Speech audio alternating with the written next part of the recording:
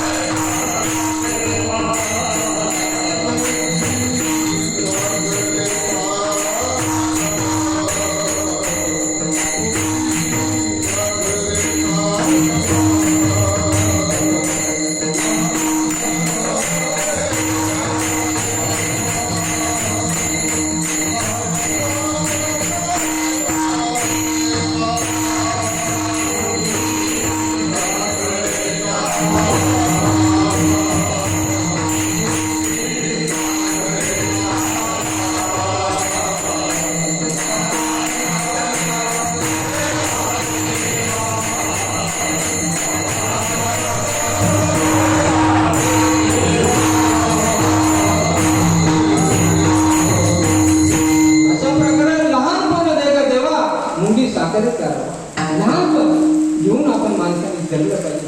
कारण जयावधी मोठेपणा तया यातना करते. मोठेपण नकोय, अहंकार नको. अहंकार गेला तो देव झाला, आणि अहंकार आला तर देव आपल्यापासून दूर जातो. म्हणजे माणसामध्ये लीनता असावी, लहानपण असावं. म्हणून मी सांगत होतो की या गुणांच्या प्राप्तीसाठी आपल्याला देवादेव करायचे आहे, आणि त्या देवाच्या उदो म्हणून आपल्याला त्या भक्ती करायची. हो, असंख्य जणांनी भक्ती केली. राजा महाराज, साधू संत ऋषी मुनी सगळ्यांनी भक्ती केली, परंतु आपल्यातील काही काही लोक भक्ती करत.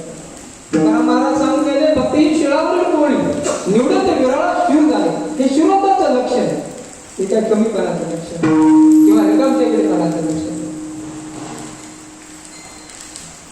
तुम्हाला सांगतो, इच्छावृत्ती असणाऱ्या भीष्माचार्याने भक्ती केली, चिरंजीव असणाऱ्या हनुमंताने भक्ती केली, राम भगवानाने भक्ती केली, कृष्णाने भक्ती केली, ज्ञानेश्वर महाराज असेल, तुकाराम महाराज असेल, एकनाथ महाराज असेल, नामदेव महाराज असेल, या संतांनी भक्ती केली. जनाबाई, मीराबाई यांनी देखील भक्ती केली. भक्ती करायची म्हणजे काय करायचं? 9 प्रकारच्या भक्ती सांगितलेल्या. भक्ती करायची म्हणजे ही आता तुम्ही ऐकू ही श्रवण भक्ती, ही प्रथम पाहिजे. फक्त कानाने ऐकायचं, त्याप्रमाणे क्रिया करायचं.